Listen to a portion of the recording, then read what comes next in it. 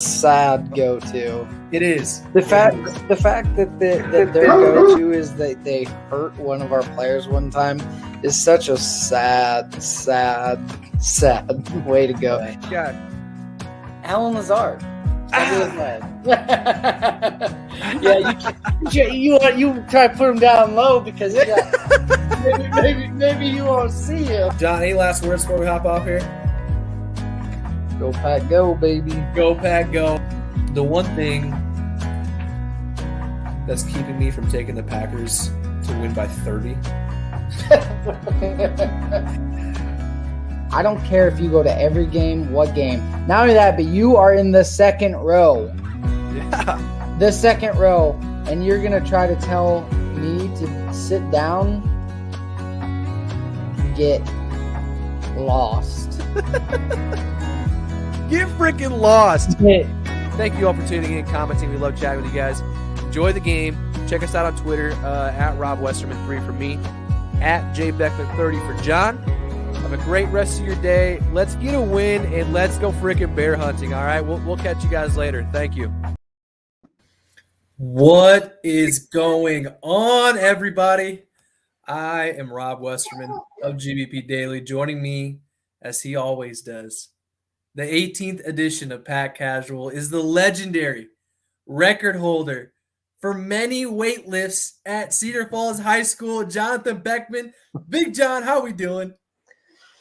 Trying to overcome the sickness. I've had the flu for about 2 days, so I'm kind of on the tail end of it, but I think I need another 24 hours. But I'm glad it happened midweek, to be honest with you. Are you going to clear protocols for Saturday? For Saturday, for Christmas? Yes. Well, it depends. Does my 85-year-old grandma let me come over? That's a good question. I'm going to clear protocol. The symptoms are going away. Good. Good to hear. It's we're going to jump in. It's been a blast of a season so far. A ton of close games, bunch of off the field headlines throughout this year. Sunday's win against the Ravens fit in perfectly. We win 31-30 against a team with a backup quarterback, virtually no defensive backs. We got it done, John. On the road, we moved to 11-3. Does that feel good or what? Oh, of course it does. Because in 2 weeks and 3 weeks and 4 weeks, it's not going to matter if you win by 1 point or you win by 10. Although I think you and me probably had the same feeling at the end of that game a little bit that maybe I had when we beat the Bengals, that it was like, oh my God, that was just so disgusting. Like, it was discouraging almost. But I mean, honestly, it took me not that long to really like actually realize that the win was the win, and that's all that mattered. No, especially when you started seeing what else was going on in the NFC, you realized how important that win was because there was other teams, Cardinals, Tampa Bay, not getting wins. But we got the win, and John, we are NFC North champs again. The third year in a row the Packers have won the division, and the 12th overall time since the NFC North started back in 2002. Talk about domination. Packers have won it 12 times, Bears 4, Vikings 4, and the Lions. The Lions, man, they've won it 0 times. Just are we the kings of the North? Is that just undoubted right now? Yeah, I mean, really, Green Bay is the most dominant team in their division in the last 20 years besides the Patriots. Yeah. I mean, but really, I mean, what have the Patriots had to deal with? The Jets have been terrible. Dolphins have been terrible. Bills were terrible. So really, I mean, Green Bay. I mean, I'm not saying NFC North is the greatest competition in the world, but they've been a little bit better from the middle of the pack. 100%. I mean, the Vikings. Go ahead. Yeah, they've had like a second team that's always kind of in the playoff race. Yeah, as in this year, the Vikings are now the 7th seed, which is just so annoying. But the Vikings were good for a couple years there. They went 13-3 that 1 year, NFC Championship, before they choked. The Bears had that defense that apparently was super good. They made it to the playoffs, and then they lost to their now backup at home. We haven't faced it's not like our division's been crap every year. Half the time that we make the playoffs, another team from our division makes the playoffs. So Speaking of the North, King of the North talk, the King of the North himself, Aaron Rodgers, won Offensive Player of the Week after last weekend's game against the Ravens. Rodgers went 23 for 31, 268 passing yards, 3 touchdowns, all without touching the practice field. No big deal. On top of Player of the Week, he tied Brett Favre's all-time mark of passing touchdowns with 442. He'll most likely break that record on Saturday at home against the Browns. Who catches the record breaker this weekend? Who catch? I mean, it'll probably be somebody random. Like Juwan Winfrey? No, yeah. I mean, it'll be something random. Just kind of seems like it's been like one of those things. Oh, I wish I would have saved it earlier. But they showed like the touchdown passes per like first round, second round, third round, fourth round. And obviously, I think 53 undrafted free agent players he's thrown a touch, or 53 touchdowns to undrafted players. Big deal. That's pretty impressive. I think it was like 250 to second rounders, but that's because of Devontae. I think Greg Jennings was second round, right? And then Jordy Nelson was second round. So that kind of, that's all that. But yeah, and honestly, like there's been a lot of really good, what do you want to call it, pressers interviews this year with Rodgers, especially the last 2 years. But I would say in general, I think there's a lot of Packers reporters, probably you and I as well, that were in awe of his recollection of like his favorite touchdowns of all time. I mean, he was like literally like, that guy, when he gets put on the spot to like remember something, like I thought he was about to bullshit something, and then he actually, 2007, 2009. Oh, I did this slant, this week, whatever against whoever. It was 30 degrees, week 7, blah blah blah. And it's, it is actually, and it's not like he like pre-wrote the script. He just remembers. So it's pretty impressive. Sorry to go out on a tangent. Who knows? Could it just be the Devontae touchdown? Could be, but big dog, that'd be sick. Big dog. Somebody that somebody we're not thinking of. Like, gosh, because I was listening to Wes Hakowitz, Mike Spofford earlier on Packers.com. They were talking about if Juwan Winfrey catches it, that's his first career touchdown catch. Yeah. So like, obviously Tyler Davis.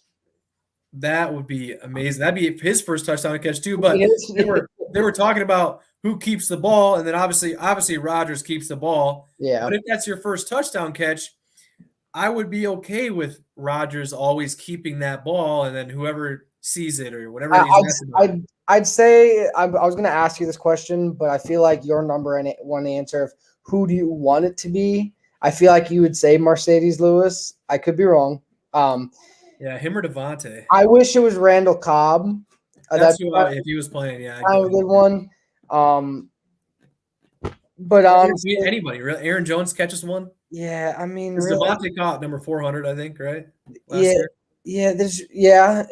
Honestly, hey, could it be an offensive lineman? You know what? Too bad David Bakhtiari is not coming back, and then we don't have that 7th offensive lineman where they tittle tattle out the bat. Hey, if it's to an offensive lineman, Rob, I'll give you $100. I'll give you $100 if it's that'd be insane. Yeah. Seriously, if it's to an offensive lineman for the record breaker, I'll give you $100. That's plain simple. All right, Packers. They only have 3 Pro Bowlers this year, so they're the best team in the league at 11-3. They only have 3. That doesn't make sense. Aaron Rodgers, Devontae Adams, Kenny Clark. Rodgers and Devontae, they're starters. Kenny's a reserve.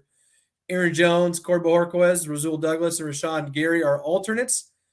Anybody on the team that you think deserves to be in the Pro Bowl that isn't? I think everybody will obviously argue Devondre Campbell.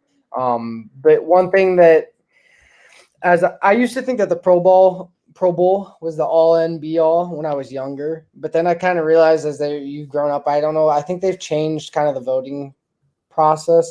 But it's always kind of been a popularity contest, right? That's why Yao Ming was always in the NBA getting in, and he wasn't doing anything.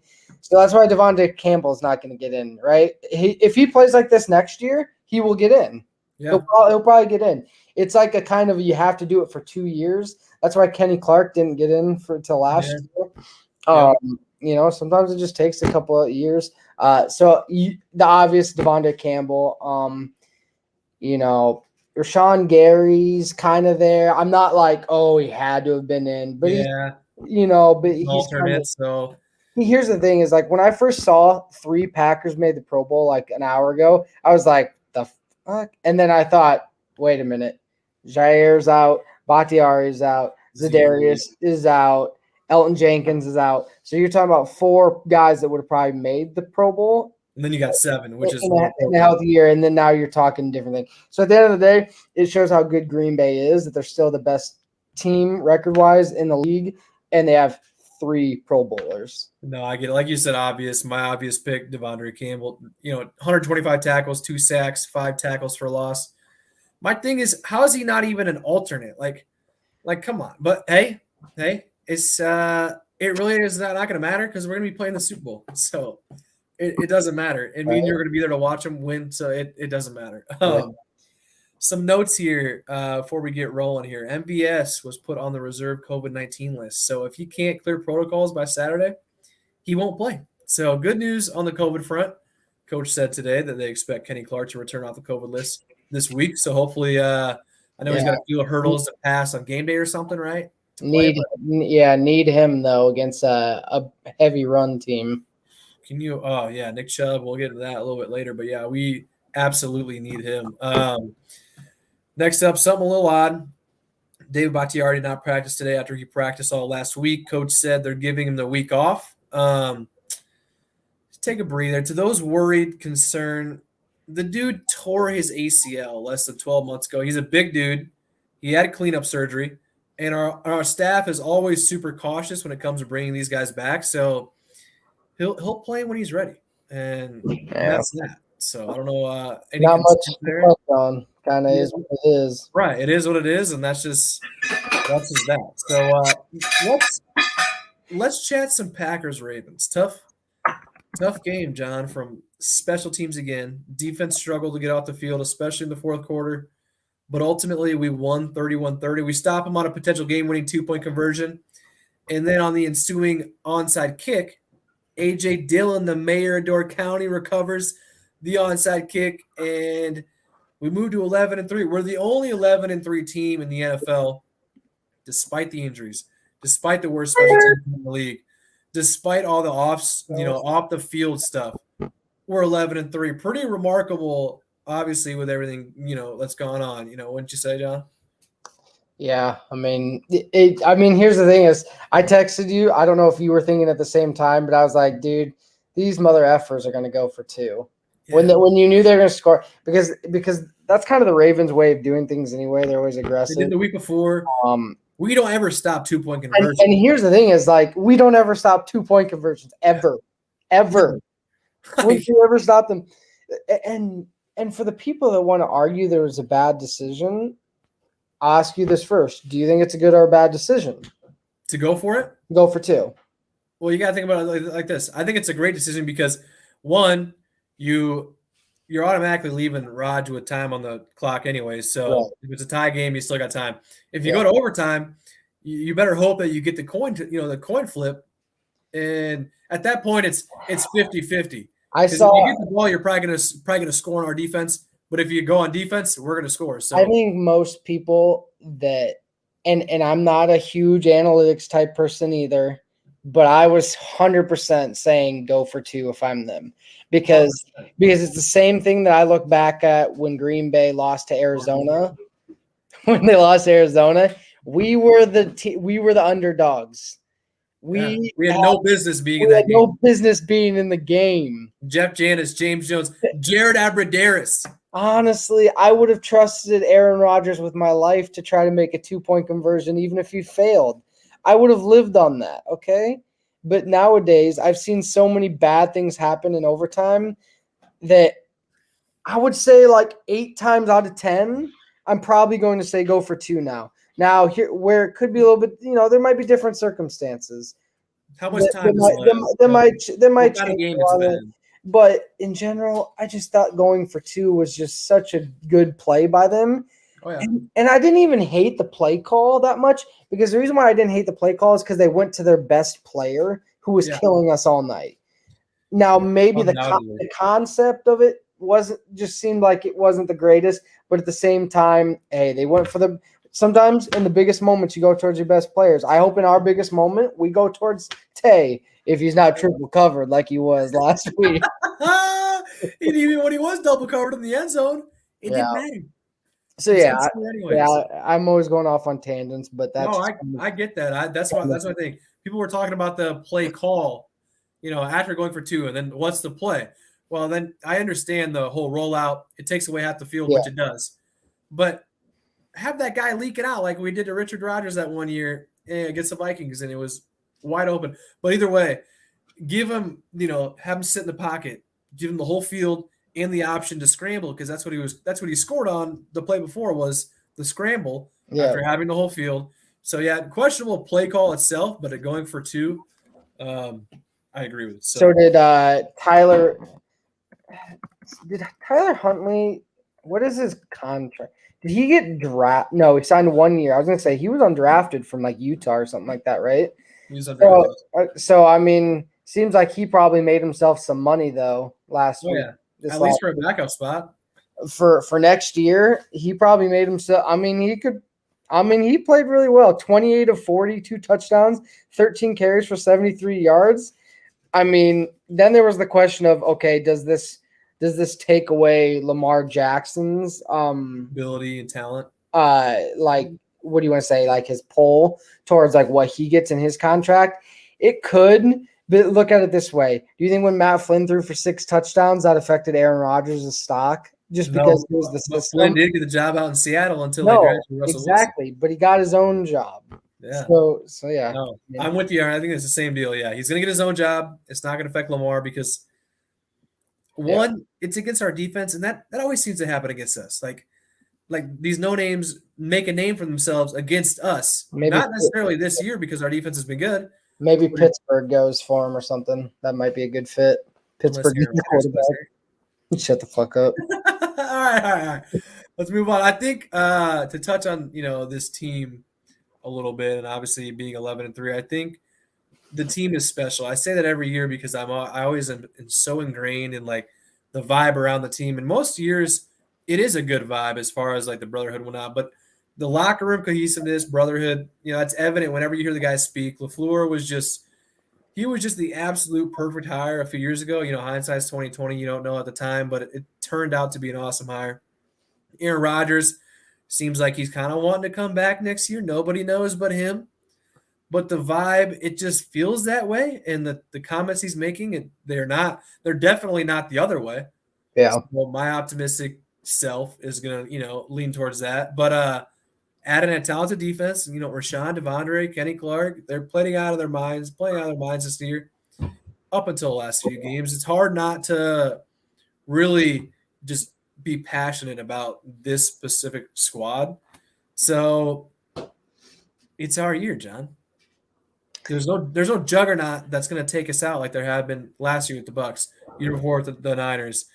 We weren't supposed to be in it when we played the Falcons. Bucs took on some big injuries in it last week too. Chris Godwin going out hurts, and then Fournette and Mike Evans are both going to be out for the rest of the regular season potentially. Yeah, I don't know about Mike Evans, but then so is Levante David. Really? I didn't see that. Yeah, I did see that. And then Antoine Winfield Jr. wasn't practicing this week or something.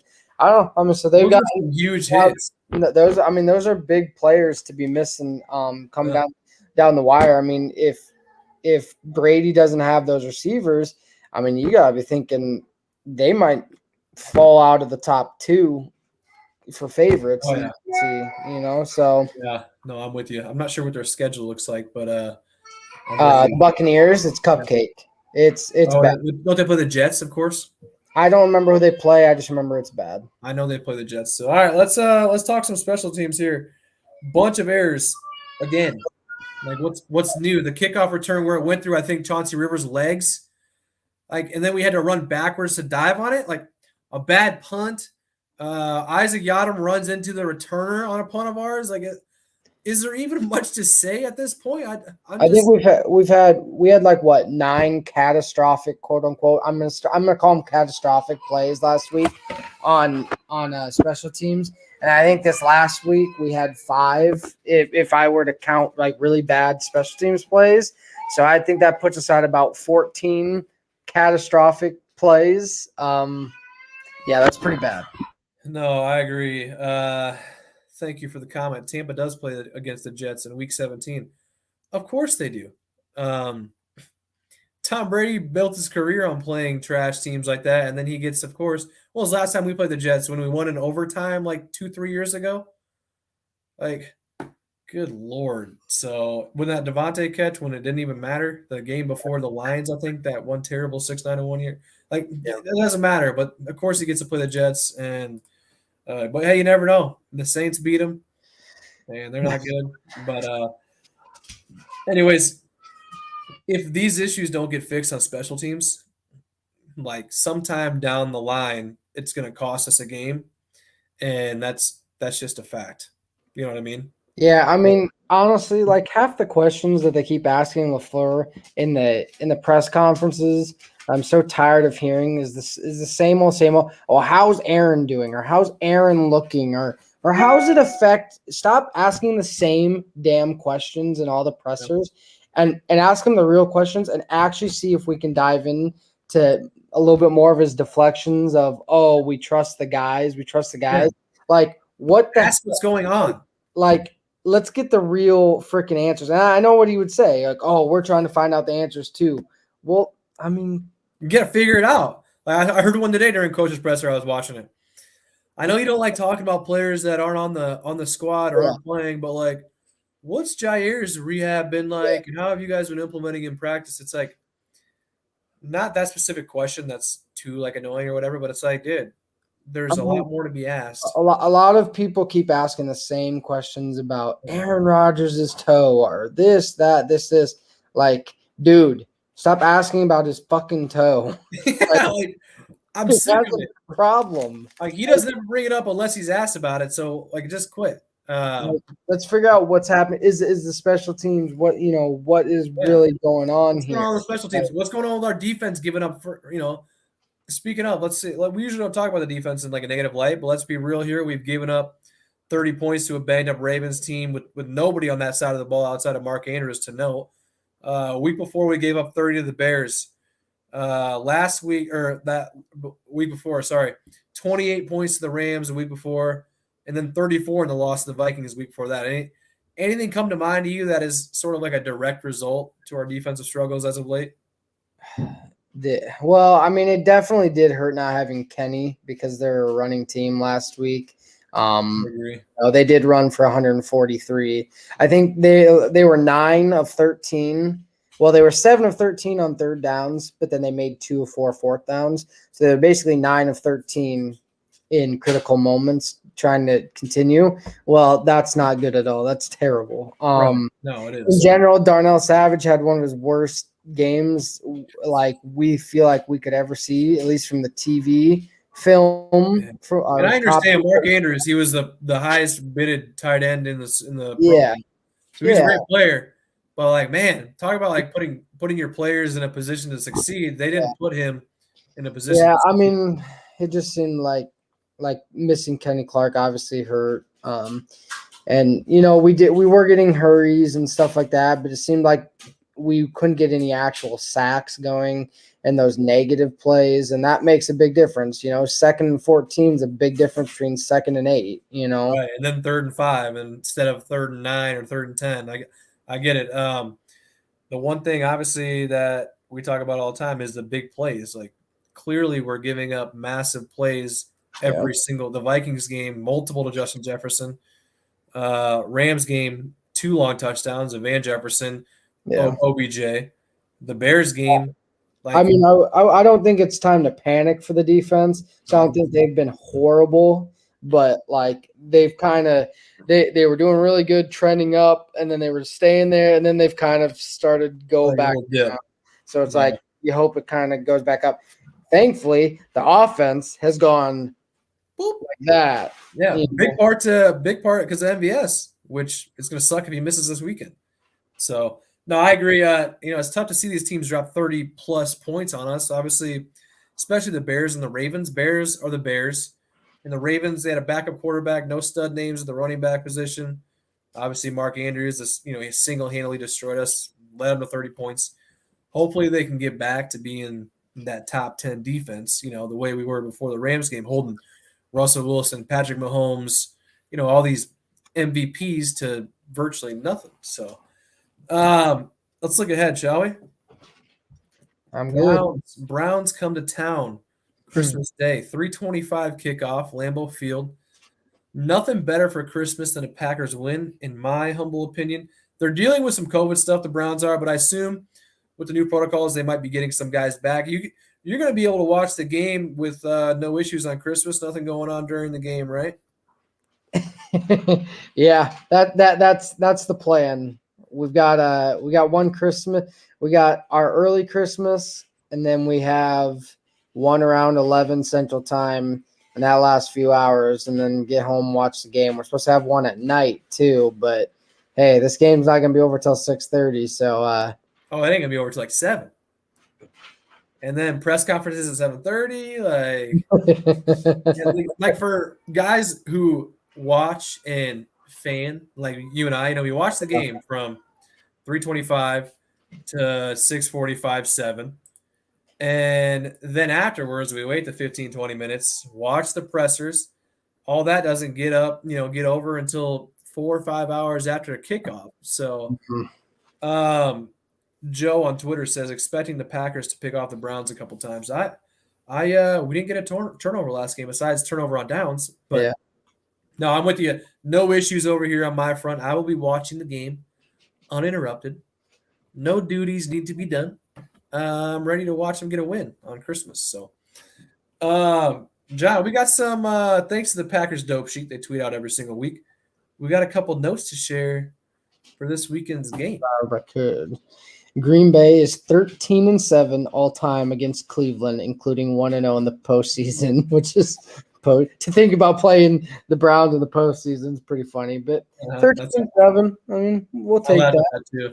The Packers have won each of the last 3 matchups and 5 of the last 6. Green Bay will finish off its slate against AFC North this week, and the Packers are 3-0 against the division this season, which is pretty good. I mean, that division's tough That division's pretty tough from top to bottom. Sure. I mean, Bengals are good. Steelers can always be good. I mean, Browns, they've kind of came out of nowhere, and Ravens are always good, Yeah. I think the Ravens, to me, are kind of like the team that Green Bay has been able to overcome the injuries so far that the Ravens have not. I think those were the two biggest hurt teams. Like the Ravens, I think would be top of the AFC right now if it wasn't for missing all those players that they would. Green Bay's just found a way to overcome that. But Aaron Rodgers has registered a passer rating of 100+ in 8 of his last 11 games he's played against the AFC teams, throwing 30 touchdowns and 4 interceptions. You could probably throw up that stat for pretty much almost playing anybody, it seems like nowadays. Yeah.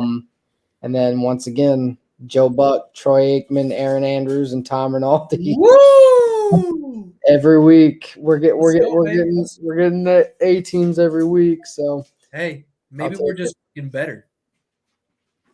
Hey, people just want to watch Green Bay. They want to watch the Packers, baby. People just want to watch football. Hell, I saw that the Bears-Vikings game was the most watched Monday Night Football game in like 20 years or some shit. They had like 16 million people watch that game, and who gives a shit?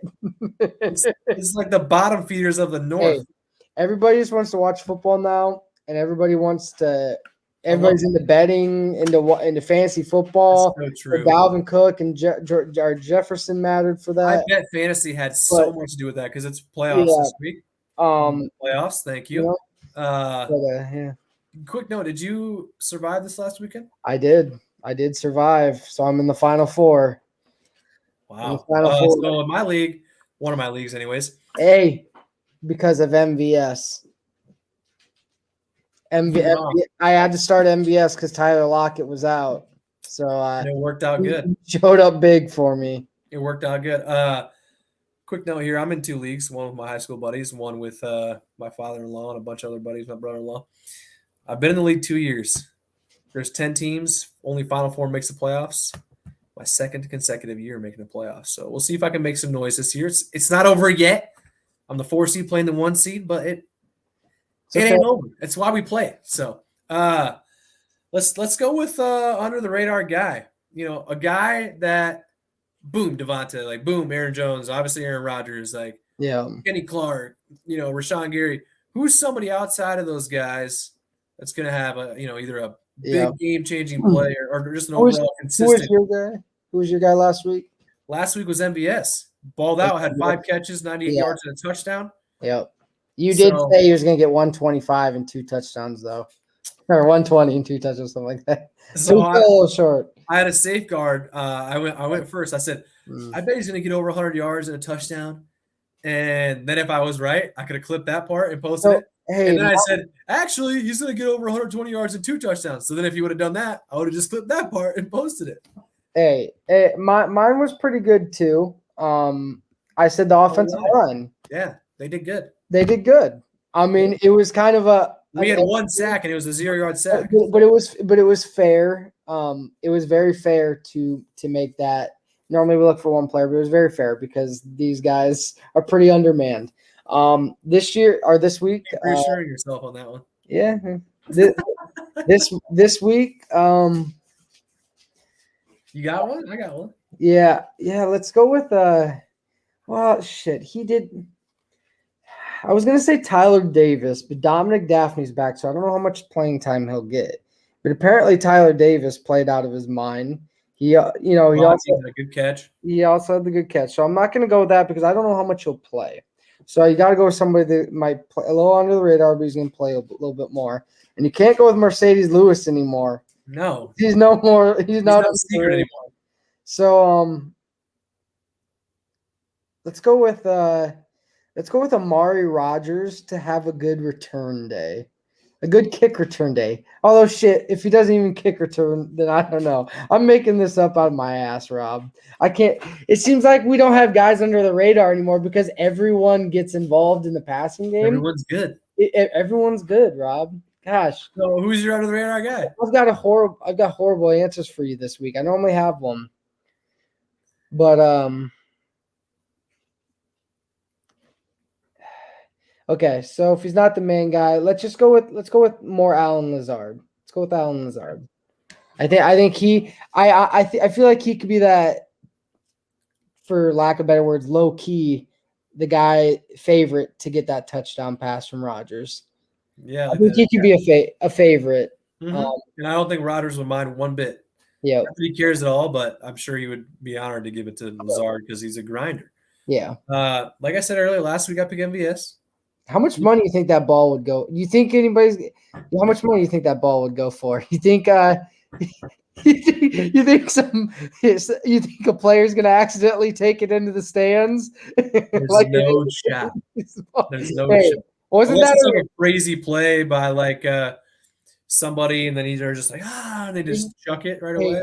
Hey, did you see the Twitter video that Rodgers posted that everyone was freaking out, and then Aaron Jones running up and grabbing the ball, being like, "Hey, I need this." That was pretty cool. On the tying one. But you bet your ass all these players know about that touchdown ball, so you know that ball's gonna make it back to them. And see, this is different than like Brady's 600th. This is the franchise mark. Yeah. Whereas 600 is just a number. Christmas Day, big season. Yeah. Yeah. So no. So my under the radar guy last week, I hit the nail on the head. Let's just be straight up. I had MVS, 5 catches, 98 yards, and a touchdown. This week I'm going to go opposite side of the ball. Not necessarily an under the radar guy. Still kind of is. But with this Browns offense, they got Nick Chubb and company. Stopping the run obviously going to be crucial if we want to get a win. Adrian Amos. We all saw that 4th down stuff against the Rams a few weeks ago. I think he'll be brought down to help stop the run a little bit. And if he can plug some holes in the run game, do what he does in the pass game, then our defense is in good shape. Adrian Amos, my pick for under the radar guy. Let me add this in there. Adrian Amos will be getting an interception on Saturday. Well, he did tweet out to God the other night about praying for an interception as easy as Landon Collins got last night. If you saw that, he was like, he tweeted, he's like, God, please help me, give me one of these interceptions. Well, his prayer will be answered this Saturday, the Christmas miracle. Hooper's going to be back, so whether he's covering him or Darnell Savage, got to do a better job. Well, not only do they have Hooper, they got Njoku. Those are two good tight ends. Yeah. And, yeah, depending on if Baker's going to be back, and I'm assuming a lot of those guys are going to be back with the new COVID protocols. But, yeah, Adrian Amos, that's my guy. All right, my favorite time of the show, usually because we're pretty spot on with them, are predictions.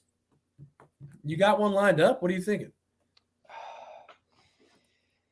Before you go, my boy Rasul Douglas needs to get another pick six. The first thing that's coming to my brain, Rob, without overthinking, is a 31-20 game. That's just the first thing that comes to my brain for some reason. It's 31-20.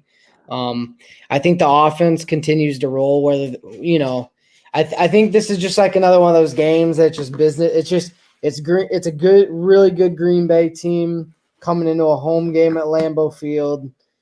Big moment, big stage. Everyone's watching them, and they just take control early. And the Browns, they try to do their thing, but it's just too many points for them to score. I just think it's probably too many points for the Browns to overcome.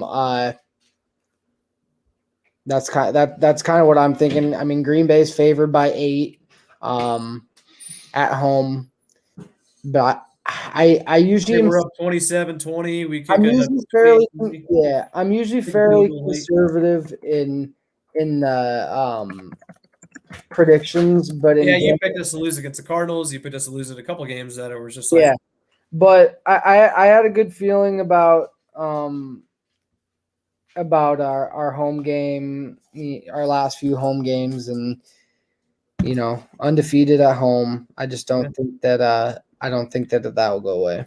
No, I'm with you. I think mine's pretty similar to yours, actually. I think the Browns, they're a good matchup for us overall. They got a good defensive line, Myles Garrett, and company that going up against our O-line. The run game is good against anyone's defense, and if Kenny Clark doesn't play, I'm assuming he will. I think they'll still find a way to, get some yards on the ground. I think it's going to be a good game up until halftime. I'm going to go 17-14.5. We're down 3.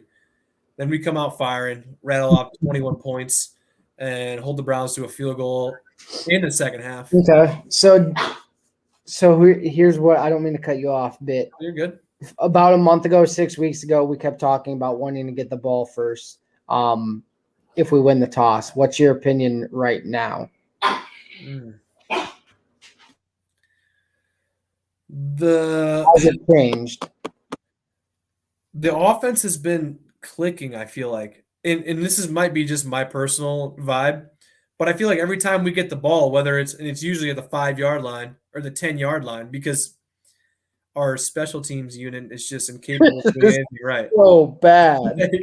Even then, I'm not even worried. I'm just like, all right, let's go down and score. Like, we're going to go down and score. We're going to have a chunk play somewhere down the drive, in between where we got it and the goal line, whether it's 15, 20 yards. So kick or receive. Here's me swerving. Yeah. Receive. Last week we kicked. I love the aspect of doubling up. Early on in the season, we weren't able to do that, and so I'm switching back to kicking. So I like kicking. It's second half. It's turned out well for us lately, though. It has. We keep. I don't know the stat, and maybe I'm making this up, but I feel like we keep scoring on all our drives coming out in the second half, and last week was a huge one. And to me that can be bigger than doing it in the first half. That sets the tone for the rest of the game. And you take off 5-6 minutes, then boom, shit. I only got a quarter and a half left, and we're down by 2 touchdowns. Yeah, I mean, I just feel like I like the kicking first too. Of course, if we can score a touchdown off the first thing, our first possession, and we get the ball first, of course that's great. But you always think about that doubling up thing. I just think it's so important to potentially double up. That right now I'm gonna lean 60-40 for the kick, for wanting to kick. Okay. So that was just kind of an off. It also depends on who we're playing. Like, you want to kick to the Chiefs and the Bucks, Yeah. and boom, they go up 7-0, and Yeah. then it's like, shit, we got to score, otherwise they're going to keep scoring. Yeah. But if you're playing any other team outside of those guys, then, or maybe the Rams even, but they just look like complete dog shit when we played them. And even, not going to lie, they looked like dog shit when we played them. We had a pick six, a fourth down stuff in their territory, and we still only won by 8. Yeah. So that's something to note here if we have to face them in the playoffs. So I didn't get to finish my predictions. So Okay, go ahead.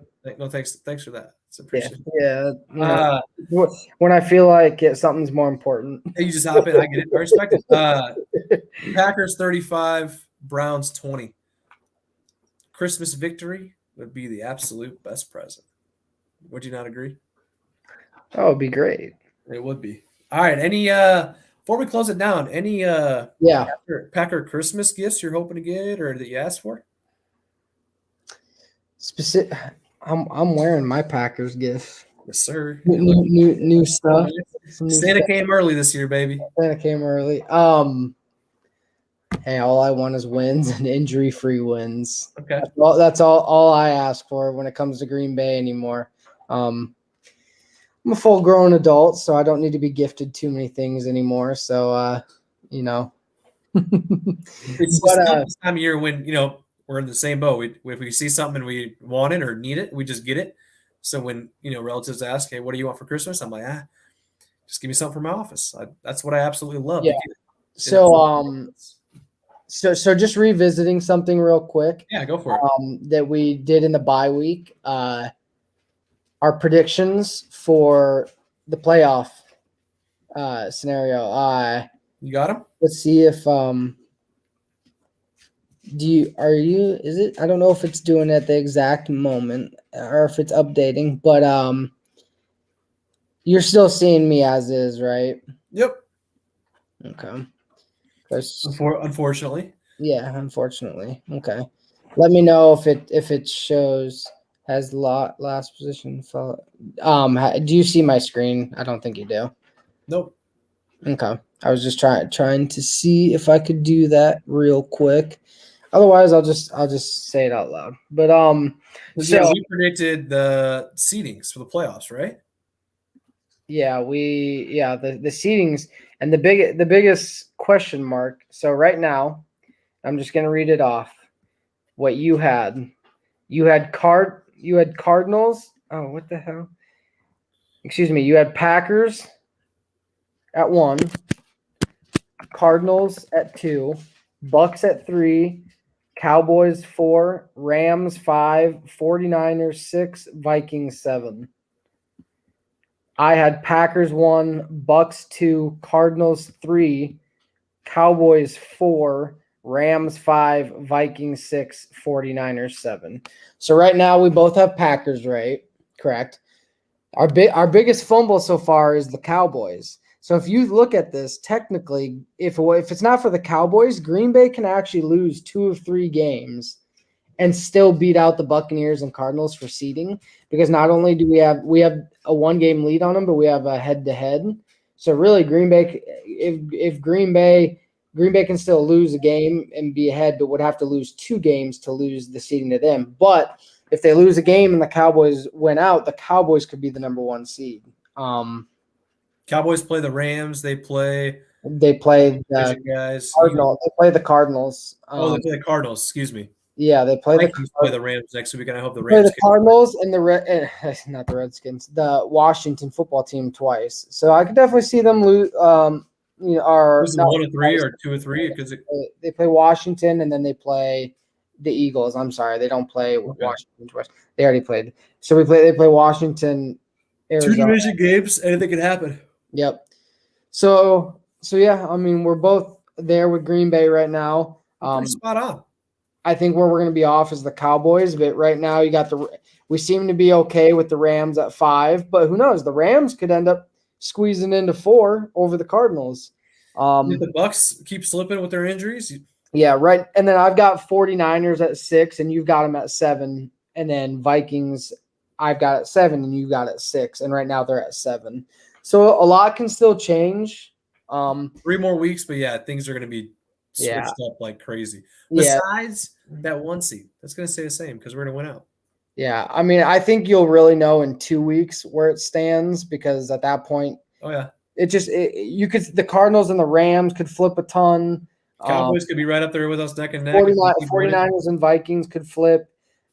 Cowboys could go up or down. I mean, Green Bay. Are the Niners in it right now? Yes, the Niners are the 6th seed right now. Dang. So as of right now, Green Bay would have the bye. The Cowboys would host the Vikings. The Buccaneers would host the 49ers, and the Cardinals would host the Rams. I love all those matchups. Yeah. So yeah, I mean, we'll see. We'll see. We'll see.